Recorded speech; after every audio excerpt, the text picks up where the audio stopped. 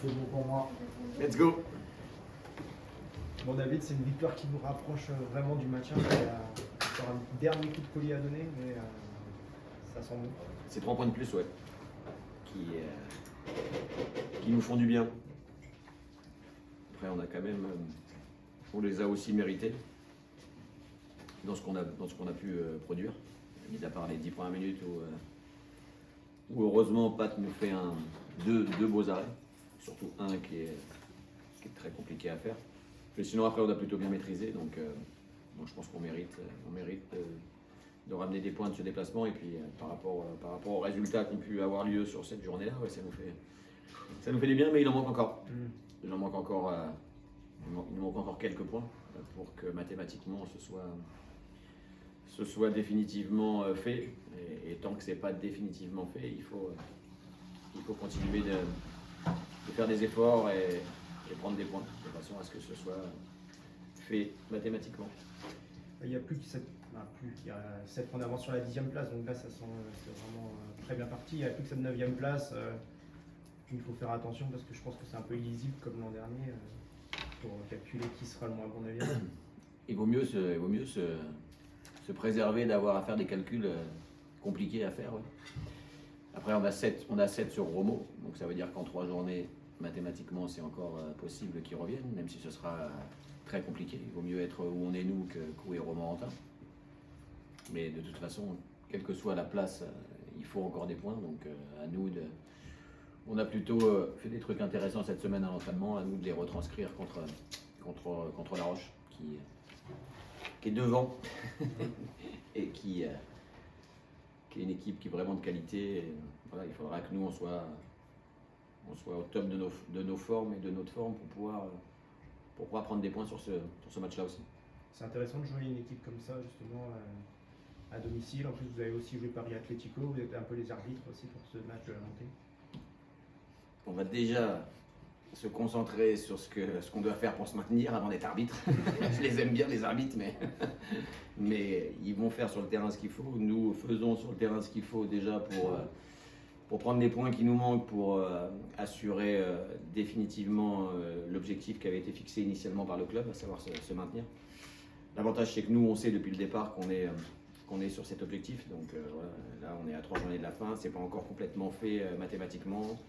Encore une fois, il faut tout donner ici contre La Roche cette fois, qui est le leader du groupe, mais comme on l'a souvent répété, les équipes, qu'elles soient dernières ou leaders, ce sont des équipes difficiles à manœuvrer, des équipes de N2, des matchs de N2 où il faut mettre tous les ingrédients nécessaires à réaliser une performance. Donc voilà, on va de nouveau y aller pour pas avoir de regrets. C'est ce que je dis depuis un moment. Il faut finir les matchs sans regrets, tout donner. C'est ça notre vrai challenge. Être au maximum de nos possibilités du jour, de façon à pas regretter quoi que ce soit en fin de match. Etienne, en ce moment vous êtes très solide derrière, efficace en plus devant. Tout s'aligne bien là depuis quelques semaines. Oui, c'est sûr que sur les derniers matchs, on a eu des résultats satisfaisants. On n'a pas pris de but, on a su marquer. Donc c'est sûr qu'il faut qu'on continue là-dessus. C'est que ça va être un match compliqué ce week-end face à une belle équipe. Il va falloir qu'on reproduise ce genre de performance en étant solide derrière et en marquant nos occasions dès qu'elles se présenteront.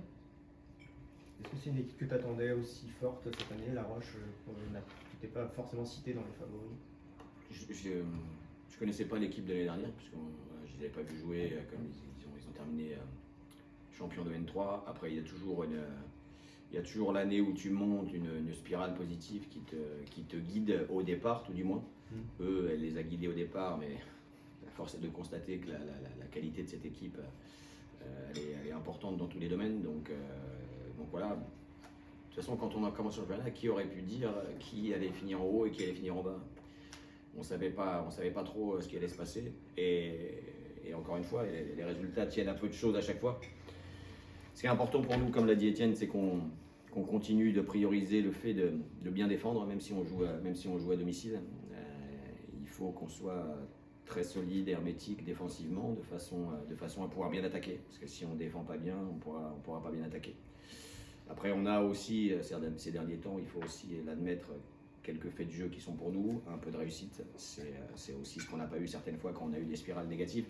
Donc, pourvu que ça dure aussi, mais si on veut avoir ce genre de fait de jeu et de la réussite, il faut d'abord mettre les éléments primordiaux pour remplir les objectifs. Et en l'occurrence, être solidaire, être courageux, être déterminé, avoir un sens du sacrifice pour le collectif, ce sont des bases qui peuvent pas s'oublier sur tous les matchs de N2.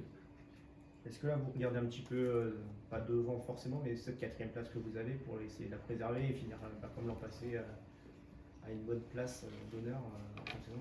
On regarde toujours devant. Il vaut mieux regarder devant que derrière. Non, on regarde devant depuis le début. Voilà, ce qu'on veut, c'est gagner tous les matchs, quand on les débute en tout cas. Donc on va débuter aussi celui-ci pour aller le gagner. Il faudra le construire.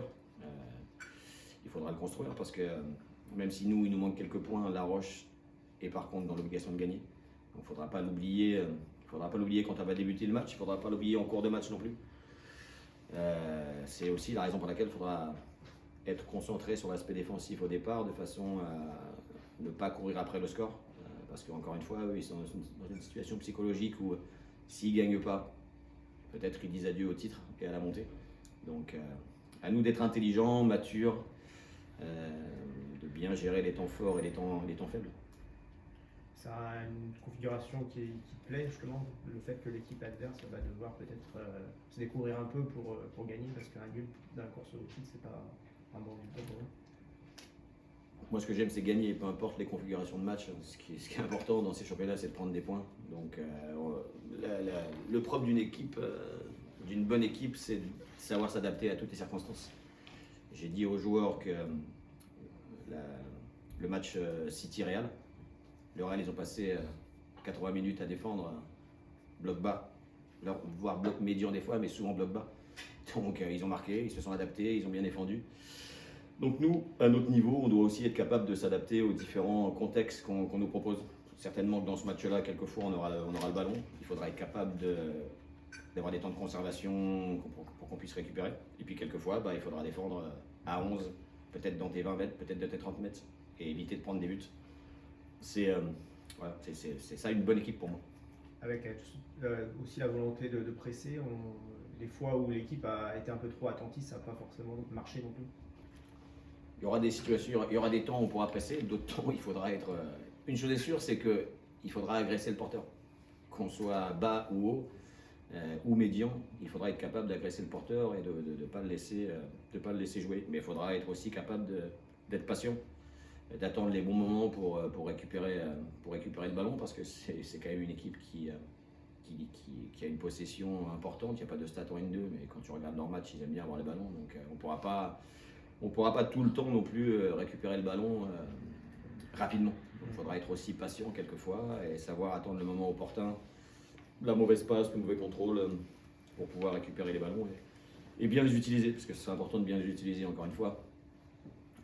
Si on fait que balancer, que allonger, si on n'a pas des temps où nous aussi on est capable de les faire courir un peu, et il y aura des temps, c'est sûr, parce que c'est une équipe aussi qui peut être déséquilibrée de par ce qu'ils ont montré sur les précédents matchs. Donc à nous d'être bons, d'être matures tactiquement pour savoir quand on peut et quand on peut pas.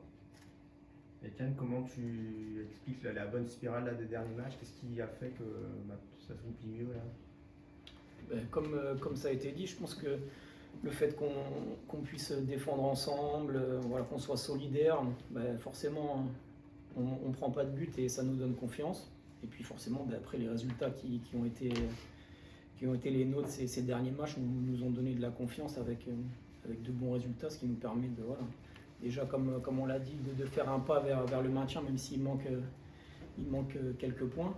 Mais ça nous permet, voilà, de voir les prochains matchs qui arrivent avec un peu plus de sérénité. Et la confiance, ça porte la réussite aussi souvent? Oui, ça a un lien. Hein.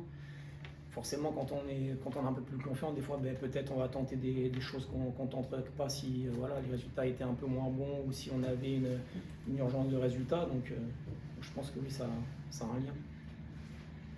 C'est quoi les forces pour toi de La Roche? Ils sont complets, c'est puissant. C'est puissant. C'est athlétique. C'est une équipe qui peut conserver, déséquilibrer, mais c'est aussi une équipe qui peut mettre des attaques rapides parce qu'ils ont des mecs qui vont vite. Encore une fois, on analyse les adversaires, c'est pour connaître leurs forces et faiblesses, mais ce qui sera important, c'est nous. Nous, il faut qu'on s'appuie aussi, parce que nous aussi, on a une série depuis le match, depuis la journée 13. On a la meilleure défense du groupe, devant La Roche maintenant, puisque je crois qu'ils ont encaissé 11 et nous 10 entre la journée 13 et la journée 23. Les journées 23, là, ou 24, je sais plus. 23. 23. Il en reste 3. 3. Donc journée 23. Donc on est, je crois qu'on doit être quatrième de cette période-là, avec la meilleure défense du groupe. Donc on s'appuie nous là-dessus déjà, c'est important, ça doit nous donner de la confiance aussi. On en aura besoin pour les 3 derniers matchs. Mais encore une fois, mis à part sur le match de Saumur où ça a été compliqué, sinon sur les matchs qui se sont succédés, on a plutôt été performants. Que ce soit défensivement, offensivement, dans le réalisme. Donc à nous de nous appuyer là-dessus et il faut être conscient et convaincu qu'on peut battre cette équipe. On l'a déjà fait une fois, c'est réalisable. À nous de mettre ce qu'il faut à l'intérieur du match pour qu'on puisse les battre 2 fois et créer l'exploit d'avoir battu certainement l'équipe qui montera 2 fois. Avec la possibilité en cas de victoire en plus d'être sauvé dès ce week-end. Aussi, c'est le premier objectif. C'est le premier objectif. Voilà. Mais s'ils gagnent aussi, on aura toujours 4 points en 2 matchs. On aura fait encore un pas supplémentaire, mais c'est sûr que si on gagne celui-ci, voilà, même si mathématiquement ce ne sera pas encore fait, donc, mais on se sera rapproché grandement. On n'ira peut-être pas, parce que j'ai dit un peu qu'on se sauverait à la dernière seconde contre Paratico sur un penalty, mais Si tu peux éviter ça. si on peut éviter ça, on va l'éviter quand même. On l'évitera. Est-ce qu'il y a des absents là, des retours sur ce match? Des absents, toujours Arnaud Buisson. Qui a quoi? Il avait un souci d'adducteur, donc il est revenu mais pas suffisamment pour pouvoir postuler. Alex toujours absent. Soub il ne reviendra pas. Lui, c'est quoi? Lui, c'est le genou. Saison terminée? Non. Joffre aussi, qui jouera peut-être pas. Non, Soub, pas saison dernière. C'est juste, il a été ouvert. Ouais. Après, non, c'est tout. Qui ça? Etienne. Il a assez donné quand même de ce côté-là quand même. Ok. Ça marche. Les vidéos.